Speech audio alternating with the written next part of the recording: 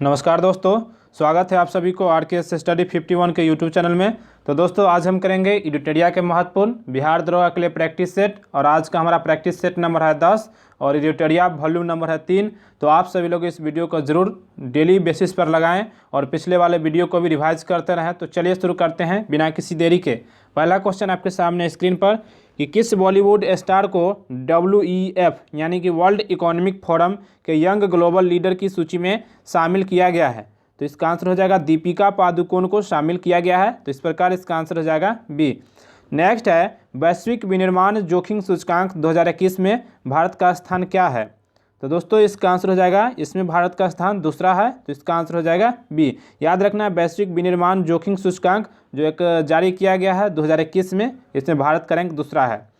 Next है किस अंतरिक्ष एजेंसी के साथ मिलकर इसरो ने निसार उपग्रह को 2023 तक लॉन्च करने की घोषणा किया है। तो दोस्तों इसका आंसर हो जाएगा नासा के द्वारा निसार उपग्रह को 2023 तक लॉन्च करने की योजना बनाई है। नेक्स्ट है किस राज्य सरकार ने कोरोना से अपने पति को खोने वाली महिलाओं के लिए मिशन वात्सल्य शुरू किया है। तो इसका आंसर हो जाएगा महाराष्ट्र सरकार के द्वारा हाल ही में मिशन वात्सल्य को शुरू किया गया है। तो आपको याद रखना है। नेक्स्ट है प्रधानमंत्री नरेंद्र मोदी ने UNGA के किस सत्र में भारत को मदर ऑफ ऑल डेमोक्रेसीज कहा है। तो दोस्तों इसका आंसर हो जाएगा 76वां। याद रखिएगा यूनाइटेड नेशन जनरल असेंबली इसका फुल फॉर्म होता है। वर्तमान में इसके जो अध्यक्ष है अब्दुल्ला शाहिद है। तो इसको भी साथ में याद रखते चलिएगा।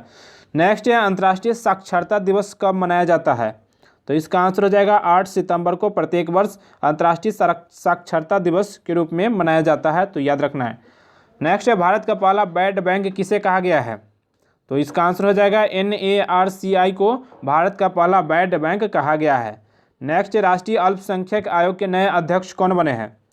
तो दोस्तों इसका आंसर हो जाएगा इकबाल लालपुरा को अभी हाल ही में राष्ट्रीय अल्पसंख्यक आयोग का अध्यक्ष बनाया गया है। तो इस प्रकार इसका आंसर हो जाएगा ए। नेक्स्ट है 75वें स्वतंत्रता दिवस 2021 पर विशेष अतिथि के रूप में किसे आमंत्रित किया है। तो इसका आंसर हो जाएगा ओलंपिक टीम के विजेता खिलाड़ी को, और जो कितने खिलाड़ी थे उन सभी को बुलाया था 75वें स्वतंत्रता दिवस 2021 में अतिथि के रूप में। नेक्स्ट है किस राज्य में हाल ही में विश्व के सबसे प्राचीन पशु जीवाश्म की खोज की गई। तो इसका आंसर हो जाएगा मध्य प्रदेश में हाल ही में विश्व के सबसे प्राचीनतम पशु जीवाश्म की खोज की गई है। नेक्स्ट है निम्न में से किसके द्वारा शून्य अभियान की शुरुआत की गई है। तो देखिए इसका आंसर हो जाएगा नीति आयोग। याद रखिएगा शून्य अभियान जो कि नीति आयोग के द्वारा शुरुआत की गई है। नीति आयोग की स्थापना हुआ था 1 जनवरी 2015 में, और इसका जो अध्यक्ष है वर्तमान में प्रधानमंत्री नरेंद्र मोदी है, और इसका अध्यक्ष जो होते हैं प्रधानमंत्री होते हैं। इसके उपाध्यक्ष राजीव कुमार है, और नीति आयोग के CEO हैं अमिताभ कांत। तो इसको आप लोग याद रखेंगे। नेक्स्ट है अंतर्राष्ट्रीय क्रिकेट में 10,000 रन बनाने वाली भारत की पहली महिला क्रिकेटर कौन बनी है। तो दोस्तों इसका आंसर हो जाएगा डी यानी कि मिताली राज। इसका आंसर क्या होगा, मिताली राज जो अंतर्राष्ट्रीय क्रिकेट में 10,000 रन बनाने वाली पहली महिला क्रिकेटर बनी है। और एक और क्वेश्चन पूछा जा सकता है कि T20 में 10,000 रन बनाने वाले भारत की तरफ से पहले बल्लेबाज कौन बने हैं। तो याद रखिएगा विराट कोहली बने हैं। नेक्स्ट है वन रिपोर्ट 2019 के अनुसार सर्वाधिक वन वृद्धि राज्य हुआ है किस में। तो इसका आंसर हो जाएगा 2019 में एक रिपोर्ट आया था जिसमें कर्नाटक सर्वाधिक वृद्धि वाला राज्य बन गया है। और कुल मिलाकर वनों की बात करें तो याद रखिएगा वन एवं वृक्षावरण की बात करें तो 24.56% भूमि पर वन एवं वृक्षावरण है। और मध्य प्रदेश में सर्वाधिक वन है, और सर्वाधिक परसेंटेज की दृष्टि से देखा जाए तो मिजोरम में सर्वाधिक परसेंटेज की दृष्टि से वन है। नेक्स्ट है हाल ही में बूटा सिंह का निधन हो गया है, वे किस राज्य के राज्यपाल पद रह चुके हैं। तो इसका आंसर हो जाएगा बिहार के राज्यपाल के रूप में बूटा सिंह रह चुके हैं। तो इसका आंसर हो जाएगा। नेक्स्ट एशियाई क्रिकेट परिषद का अध्यक्ष किसे बनाया गया है। तो दोस्तों इसका आंसर हो जाएगा कि हाल ही में एशियाई क्रिकेट परिषद के अध्यक्ष के रूप में जय शाह को बनाया गया है। तो इसका आंसर हो जाएगा बी। और वहीं बात करें BCCI के वर्तमान में अध्यक्ष सौरभ गांगुली है। तो याद रखिएगा। नेक्स्ट है मई 2021 में आए यास तूफान का नामकरण किस देश ने किया है। तो इसका आंसर हो जाएगा ओमान। याद रखिएगा यास तूफान का नामकरण जो कि ओमान के द्वारा किया गया है। तो याद रखिएगा। नेक्स्ट है कि किस राज्य के हाथी मिर्च को हाल ही में GI टैग दिया गया है। तो इसका आंसर हो जाएगा मणिपुर। मणिपुर का हाथी मिर्च जिसको हाल ही में GI टैग यानी कि जियोग्राफिकल इंटीग्रेशन जो कि टैग दिया गया है। तो याद रखिएगा। इसके अलावा भी याद रखिएगा मणिपुर में नारंगी, उसका संगाई महोत्सव, चेरी ब्लॉसम, ये सभी कहाँ का है? मणिपुर का है। नेक्स्ट है 67वां राष्ट्रीय फिल्म पुरस्कार के घोषणा के अनुसार मोस्ट फिल्म फ्रेंडली स्टेट कौन सा है? तो इसका आंसर हो जाएगा सिक्किम। याद रखिएगा, मोस्ट फिल्म फ्रेंडली स्टेट जो कि सिक्किम है। नेक्स्ट, टोक्यो पैरालंपिक 2020 में कांस्य पदक विजेता मनोज सरकार का संबंध किस खेल से है? तो इसका आंसर हो जाएगा बैडमिंटन खेल से संबंधित है, तो इसका आंसर हो जाएगा ए। नेक्स्ट है साहित्य गौरव सम्मान 2021 से किसे सम्मानित किया गया? तो दोस्तों इसका आंसर हो जाएगा रमेश पोखरियाल को हाल ही में साहित्य गौरव सम्मान 2021 से सम्मानित किया गया है। नेक्स्ट है भारत का सबसे प्रदूषित शहर निम्न में से कौन है? तो इसका आंसर हो जाएगा गाजियाबाद। याद रखिएगा, भारत के सबसे प्रदूषित शहर के रूप में गाजियाबाद को मतलब गाजियाबाद है। नेक्स्ट है 8वां खंजर सैन्य अभ्यास जो कि भारत और किर्गिस्तान के बीच होती है। खंजर युद्ध अभ्यास जो होता है भारत और किर्गिस्तान के बीच होती है, जो कि बिश्केक में इसका आयोजन किया गया है। नेक्स्ट है राष्ट्रीय युवा दिवस 2021 की थीम क्या है? तो दोस्तों प्रत्येक वर्ष राष्ट्रीय युवा दिवस जो कि 12 जनवरी को मनाया जाता है और 2021 में इसका थीम है युवा उत्साह नए भारत। तो याद रखिएगा ये नंबर। नेक्स्ट है विश्व निवेश रिपोर्ट 2021 में भारत का स्थान क्या है? तो इसका आंसर हो जाएगा, इसमें भारत का स्थान 5 है, तो इसका आंसर हो जाएगा सी। नेक्स्ट है इन एन आइडियल वर्ल्ड पुस्तक के लेखक कौन है? तो दोस्तों इसका आंसर हो जाएगा कुणाल बसु। याद रखिएगा, इन एन आइडियल वर्ल्ड पुस्तक के लेखक कुणाल बसु है, तो आपको याद रखना है। नेक्स्ट है हमारे वायुमंडल में सर्वाधिक मात्रा में कौन सी गैस पाई जाती है? तो इसका आंसर हो जाएगा नाइट्रोजन गैस जो कि 78% पाई जाती है। ब्रह्मांड की बात करें तो ब्रह्मांड में सर्वाधिक गैस जो पाई जाती है हाइड्रोजन, जबकि भूपर पट्टी पर सर्वाधिक जो गैस पाई जाती है लगभग 46%, तो इसका आंसर हो जाएगा ऑक्सीजन। इस प्रकार जो इसका आंसर है 26 नंबर का आंसर हो जाएगा डी। नेक्स्ट है केंद्र सरकार ने वन्यजीवों की सुरक्षा प्रदान करने तथा अवैध व्यापार को रोकने के उद्देश्य से किस वर्ष वन्यजीव संरक्षण अधिनियम को पारित किया गया? तो इसका आंसर हो जाएगा 1972 ईस्वी में पारित किया गया था, तो इसका आंसर हो जाएगा बी। नेक्स्ट है इंदिरा गांधी राष्ट्रीय उद्यान कहाँ है? तो दोस्तों इसका आंसर हो जाएगा डी, यानी कि इस ऑप्शन में से इसका आंसर नहीं है, क्योंकि इंदिरा गांधी राष्ट्रीय उद्यान कहाँ है? तो याद रखिएगा तमिलनाडु में है। नेक्स्ट है कि निम्न में से कौन संकटापन्न जातीय का उदाहरण है? तो इसका आंसर हो जाएगा सभी, यानी कि बाघ, इंडियन बस्टर्ड, कस्तूरी मृग, यह सभी क्या है? संकटापन्न जातीय का उदाहरण है। नेक्स्ट है विश्व विरासत दिवस कब मनाया जाता है? तो इसका आंसर हो जाएगा 18 अप्रैल को विश्व विरासत दिवस के रूप में मनाया जाता है। और भारत में जो विश्व विरासत स्थलों की संख्या आपसे पूछा जाए तो 40 है, और 40वां नंबर का याद रखिएगा गुजरात का धौलावीरा है, तो आपको याद रखना है। नेक्स्ट है निम्न से किस देश में आल्प्स पर्वत श्रेणी का विस्तार नहीं है? तो इसका आंसर हो जाएगा इंग्लैंड में आल्प्स पर्वत का विस्तार नहीं है, जबकि फ्रांस, जर्मनी और ऑस्ट्रेलिया में है, तो याद रखना है इंग्लैंड में आल्प्स पर्वत का विस्तार नहीं है। नेक्स्ट है पृथ्वी के अंदर पिघले पदार्थ को क्या कहा जाता है? तो इसका आंसर हो जाएगा लावा कहा जाता है, तो इस प्रकार इसका आंसर हो जाएगा बी। नेक्स्ट है माता टीला बहुउद्देशीय परियोजना किस राज्य में स्थित है? तो इसका आंसर हो जाएगा माता टीला परियोजना जो है बेतवा नदी पर, आपको बता दें कहाँ है। तो दोस्तों इसका आंसर हो जाएगा उत्तर प्रदेश में। याद रखिएगा माता टीला बहुउद्देशीय परियोजना उत्तर प्रदेश में बेतवा नदी पर स्थित है, तो आपको याद रखना है। नेक्स्ट है प्राणहिता और साबरी निम्न में से किसकी सहायक नदी है? तो इसका आंसर हो जाएगा गोदावरी की सहायक नदी है। आपसे पूछा जाए कि प्रायद्वीपीय भारत की सबसे लंबी नदी, तो याद रखिएगा गोदावरी नदी सबसे लंबी नदी है। और अर्धगंगा किसको कहा जाता है? तो याद रखिएगा कावेरी नदी को अर्धगंगा कहा जाता है। नेक्स्ट है कि मिट्टी के रचना सामान्यतः किस प्रक्रिया के द्वारा होती है? तो इसका आंसर हो जाएगा निक्षेपण प्रक्रिया के द्वारा मिट्टी की रचना सामान्यतः होती है। नेक्स्ट है केसर उत्पादन में भारत का कौन सा राज्य या केंद्र शासित प्रदेश अग्रणी है? तो इसका आंसर हो जाएगा जम्मू कश्मीर, जो कि केसर के उत्पादन में अग्रणी है। नेक्स्ट है खंबात की खाड़ी किसके मध्य स्थित है? तो इसका आंसर हो जाएगा भावनगर और सूरत के बीच खंबात की खाड़ी, जबकि कच्छ की खाड़ी की बात करें तो भुज एवं जामनगर के बीच स्थित है। तो इसका आंसर क्या हो जाएगा? बी नंबर ऑप्शन सही है। नेक्स्ट है रबर की खेती के लिए आवश्यक तापमान कितना है?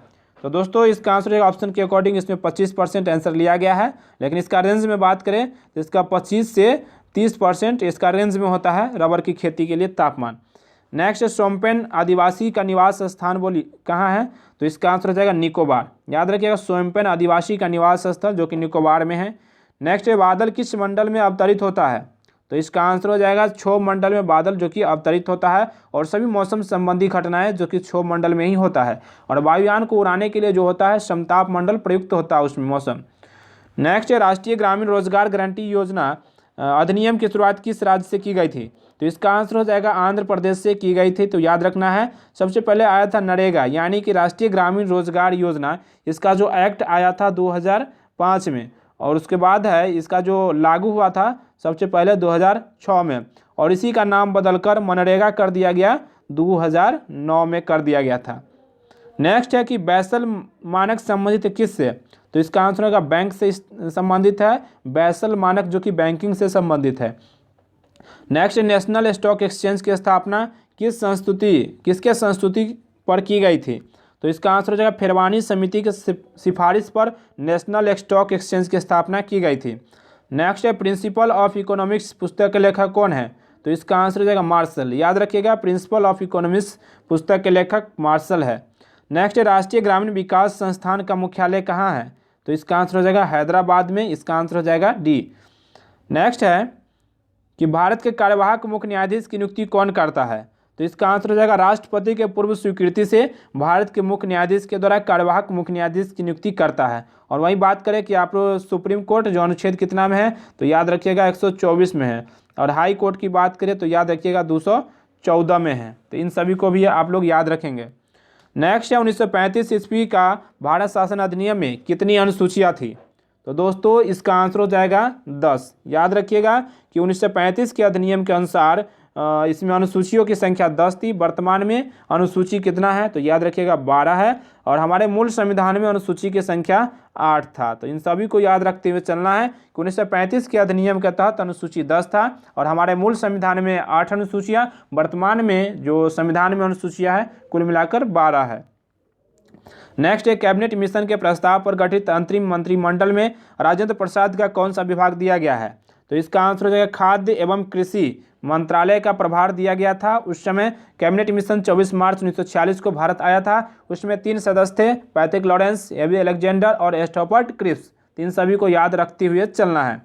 नेक्स्ट है 11वीं अनुसूची के अंतर्गत पंचायती राज संस्थाओं को कार्य करने के लिए कितना समय मतलब कितना विषय प्रदान किया गया? तो इसका आंसर हो जाएगा 29। याद रखिएगा 29 विषय प्रदान किया गया है। पंचायती राज जो कि 11वीं अनुसूची 1993 में इसको 73वां संविधान संशोधन 1993 में इसको संशोधन किया गया और 11वीं अनुसूची में जोड़ा गया। जो पंचायती राज 11वीं अनुसूची से संबंधित है, कुल मिलाकर इसमें 29 विषय है। और नगर पालिका जो कि 12वीं अनुसूची में उसमें 18 विषय है। नेक्स्ट है कि भारतीय संविधान के विदेशी स्रोत और सूची है, मिलान करना है। चलिए मिलान करते हैं। पहला है देखिए कि वित्तीय आपात। तो दोस्तों इसका आंसर हो जाएगा वित्तीय आपात जो कि संयुक्त राज्य अमेरिका से लिया गया है। और वहीं बी नंबर है प्रस्तावना की भाषा। तो इसका आंसर हो जाएगा ऑस्ट्रेलिया से लिया गया है। राज्यपालिकी नियुक्ति विषयक प्रक्रिया ये कनाडा के संविधान से लिया गया है। जबकि राष्ट्रपति का निर्वाचक मंडल जो कि आयरलैंड के संविधान से लिया गया है। तो याद रखना है यहाँ पर वित्तीय आपात है, सीधा वित्त, यहाँ पर वित्तीय आपात की चर्चा है। तो आपको याद रखना है संयुक्त राज्य अमेरिका, प्रस्तावना की भाषा ऑस्ट्रेलिया, राज्यपालिकी नियुक्ति विषयक प्रक्रिया कनाडा और राष्ट्रपति की निर्वाचक मंडल जो कि आयरलैंड के संविधान से लिया गया है। नेक्स्ट संविधान के किस अनुच्छेद के में अनुसूचित जातियों एवं अनुसूचित जनजातियों और अन्य दुर्लभ वर्गों के शिक्षा की अभिवृद्धि की व्याख्या करता है? तो इसका आंसर हो जाएगा 46। अनुच्छेद 46 में अन्य दुर्लभ वर्गों के शिक्षा के अभिवृद्धि का व्याख्या करता है। अनुच्छेद 29 की बात करें तो इसमें अल्पसंख्यक वर्ग के हितों का संरक्षण का ध्यान रखा गया है और इसमें अल्पसंख्यक वर्ग अपने अनुसार शिक्षण संस्थान आदि खोल सकते हैं। अनुच्छेद 45 में कहा गया है कि बालकों के लिए एक निःशुल्क एवं अनिवार्य शिक्षा की व्यवस्था कराया जाएगा। नेक्स्ट निम्न में से कौन सा विषय संघ सूची में शामिल नहीं है? तो इसका आंसर हो जाएगा राष्ट्रीय जलमार्ग जो कि संघ सूची में शामिल विषय नहीं है। जबकि डाक तार, टेलीफोन, जल परिवहन ये सभी संघ सूची का विषय है। संघ सूची में वर्तमान में 100 विषय है, मतलब 100 विषय है। और राष्ट्रीय जलमार्ग जो कि समवर्ती सूची में है। तो याद रखिएगा समवर्ती सूची। नेक्स्ट लोक लेखा समिति के सदस्य कितने वर्षों के लिए निर्वाचित होते हैं? तो इसका आंसर हो जाएगा 1 वर्षों के लिए लोक लेखा समिति के सदस्य को निर्वाचित किया जाता है। इसमें कुल मिलाकर 22 सदस्य होते हैं। इसमें होते हैं 15 लोकसभा से और 7 राज्यसभा से होते हैं। और इसका जो अध्यक्ष होते हैं विपक्ष दल के नेता होते हैं। नेक्स्ट है कि संविधान संशोधन अधिनियम के द्वारा दिल्ली और पुदुचेरी संघ राज्य क्षेत्रों की विधानसभाओं के सदस्यों को राष्ट्रपति के लिए निर्वाचक मंडल में सम्मिलित किया गया। तो इसका आंसर है 17वां संविधान संशोधन के तहत राष्ट्रपति के लिए निर्वाचक मंडल में सम्मिलित किया गया दिल्ली और पुदुचेरी को। नेक्स्ट है भारतीय संविधान के प्रस्तावना में कितने प्रकार के स्वतंत्रता की बात कही गई है। तो इसका आंसर हो जाएगा 5 प्रकार के स्वतंत्रता की बात कही गई है। इसमें याद रखना है विचार, अभिव्यक्ति, विश्वास, धर्म एवं उपासना की स्वतंत्रता की बात कही गई है। और 3 प्रकार के न्याय की बात कही है, सामाजिक न्याय, आर्थिक न्याय और राजनीतिक न्याय। तो इसको भी याद रखिएगा। नेक्स्ट है भारत के मूल संविधान में मौलिक कर्तव्यों की संख्या कितनी थी। तो इसका आंसर हो जाएगा इनमें से कोई नहीं, यानी कि मूल संविधान में मौलिक कर्तव्यों की संख्या बिल्कुल भी नहीं थी। 42वें संविधान संशोधन 1976 के द्वारा स्वर्ण सिंह समिति के सिफारिश पर 10 मूल कर्तव्य को जोड़ा गया। उसके बाद 11वें मूल कर्तव्य के रूप में 86वें संविधान संशोधन 2002 के तहत अनुच्छेद 21 के क में शिक्षा मतलब 6 से 14 वर्ष की आयु के बच्चों को शिक्षा का अधिकार ये जोड़ा गया। तो आपको कुल मिलाकर अभी पूछा जाए कि वर्तमान में मौलिक कर्तव्यों की संख्या कितनी है, तो आपको याद रखना है 11 है। और 11वां की बात करें तो शिक्षा संबंधी जो 6 से 14 वर्ष की आयु के बच्चे उसके लिए शिक्षा व्यवस्था का उल्लेख किया गया है। नेक्स्ट है निम्नलिखित में से कौन सा कथन सही है। तो देखिए भारत में संसदीय व्यवस्था को अपनाया बिल्कुल सही है। और संसद का गठन जो कि 79 में इसका चर्चा किया गया है। राष्ट्रपति देश का संवैधानिक प्रधान होता है, ये बिल्कुल सही है, जो कि अनुच्छेद 53 में होता है। ये होता है कार्यपालिका का प्रधान 53 में। और राष्ट्रपति का पद की बात करें जो कि अनुच्छेद 52 में है। राष्ट्रपति के लिए 9 लाख रुपये वार्षिक पेंशन मिलती है, बिल्कुल सही है। तो इस प्रकार इसका आंसर हो जाएगा डी। और राष्ट्रपति को वेतन मिलता है 5 लाख रुपये मिलता है, तो इसको भी याद रखते हुए चलना है। नेक्स्ट है गांधार कला शैली निम्न में से किसका संश्लेषण है। तो इसका आंसर हो जाएगा भारतीय और यूनानी कला का संश्लेषण है, इसका आंसर हो जाएगा डी। नेक्स्ट है भारत भ्रमण पर आए ह्वेन सांग ने किस नगर के विवरण अपनी यात्रा वृत्तांत में किया है। तो इसका आंसर हो जाएगा पाटलिपुत्र का अपना यात्रा वृत्तांत में किया है। नेक्स्ट है सूची 1 को सूची 2 से मिलान करना है, तो चलिए मिलान करते हैं। देखिए पहला है कि ऋग्वेद, तो दोस्तों इसका आंसर हो जाएगा ऋग्वेद का जो ब्राह्मण ग्रंथ है तो ऐत्रेय, इसको एक बगल में लिख लीजिएगा, ऐत्रेय या कौशिकी। आपकी बात करते हैं उसके आगे यजुर्वेद जो कि इसका ब्राह्मण ग्रंथ है शतपथ, सामवेद का ब्राह्मण ग्रंथ जो कि पंचविश है, और अथर्ववेद का हो गया ब्राह्मण ग्रंथ गोपथ। इन सभी को आप लोग मिलान कर लीजिएगा, तो इसका आंसर हो जाएगा डी। नेक्स्ट नासिक अभिलेख निम्नलिखित में से किस शासक से संबंधित है। तो इसका आंसर हो जाएगा गौतमी बलसूरी, यानी कि इसका आंसर हो जाएगा बी। रुद्रदामन की बात करें तो जूनागढ़ अभिलेख इनसे संबंधित है। समुद्रगुप्त जो कि प्रयाग स्तंभ लेख है, जबकि स्कंदगुप्त की बात करें तो भित्री एवं जूनागढ़ अभिलेख को उत्कीर्ण करवाया है। नेक्स्ट निम्नलिखित में से किस युद्ध में एक पक्ष द्वारा प्रथम बार तोपों का उपयोग किया गया था। तो इसका आंसर हो जाएगा पानीपत के युद्ध जो बाबर और इब्राहिम लोदी के बीच हुआ था, इसमें पहली बार तोपों का प्रयोग किया गया था। खनवा की युद्ध बात करें तो 1527 ईस्वी में हुआ था। प्लासी का युद्ध हुआ था 1757 में। और पानीपत का तीसरा युद्ध हुआ था 1761 ईस्वी में हुआ था। पानीपत का पहला युद्ध हुआ था 1526 ईस्वी में। तो इन सभी को याद रखते हुए चलना है। नेक्स्ट है पंजाब में अमृतसर नगर की स्थापना किसके द्वारा की गई। तो इसका आंसर हो जाएगा कि सिख धर्म के चौथे गुरु रामदास के द्वारा अमृतसर नगर की स्थापना की गई थी, तो याद रखना है। नेक्स्ट है निम्न में से किस राजवंश के अंतर्गत विजारत का चरमोत्कर्ष पर हुआ। तो इसका आंसर हो जाएगा तुगलक वंश, याद रखिएगा इसका हो जाएगा तुगलक वंश। नेक्स्ट है अमीर खुसरो ने निम्न में से किसके विकास में अग्रगामी की भूमिका निभाई। तो इसका आंसर हो जाएगा खड़ी बोली की भूमिका निभाई थी अमीर खुसरो। नेक्स्ट है 1857 में इसने इलाहाबाद को आपातकालीन मुख्यालय बनाया था कौन। तो इसका आंसर हो जाएगा लॉर्ड कैनिंग ने इलाहाबाद की ईस्वी में इलाहाबाद मतलब 1857 ईस्वी में इलाहाबाद को आपातकालीन मुख्यालय बनाया था। और 1857 के क्रांति जो हुआ था बहुत चर्चित भी रहा था, जो लॉर्ड कैनिंग के समय में हुआ था। नेक्स्ट है निम्नलिखित में से किस भाषा में द इंडियन ओपिनियन पत्र नहीं छापा जाता था। तो इसका आंसर हो जाएगा उर्दू भाषा में द इंडियन ओपिनियन पत्र नहीं छापा जाता था। नेक्स्ट है निम्नलिखित नेताओं में से कौन एक स्वदेशी समर्थक थे। तो इसका आंसर हो जाएगा दादा भाई नौरोजी जो कि स्वदेशी समर्थक थे, तो इसका आंसर हो जाएगा ए। नेक्स्ट है कि आज़ाद हिंद फौज का विचार किसने सुझाव दिया था। तो इसका आंसर हो जाएगा कैप्टन मोहन सिंह ने सबसे पहले आज़ाद हिंद फौज का विचार का सुझाव दिया था, इसका आंसर हो जाएगा बी।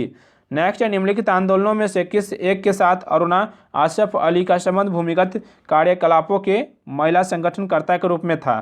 तो इसका आंसर हो जाएगा भारत छोड़ो आंदोलन जो 9 अगस्त 1942 ईस्वी को स्टार्ट हुआ था।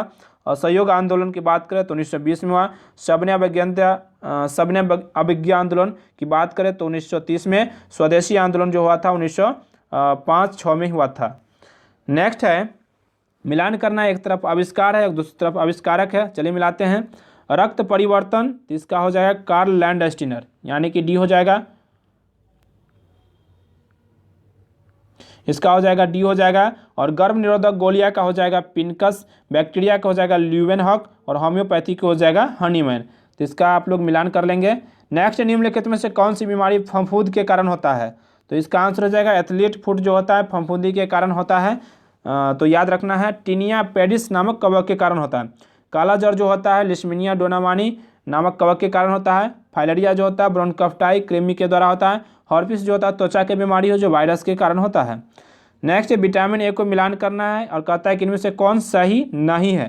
तो विटामिन ए का रेटिनॉल ये बिल्कुल सही है। विटामिन B7 या इसी कहा जाता है विटामिन एच, इसको कह सकते हैं, इसका हो जाएगा biotin. Vitamin E phylloquinone, vitamin E का हो जाएगा टेकोफेरल, तो याद रखिएगा। और फिलोक्यूनिन की बात करें तो विटामिन के को कहा जाता है।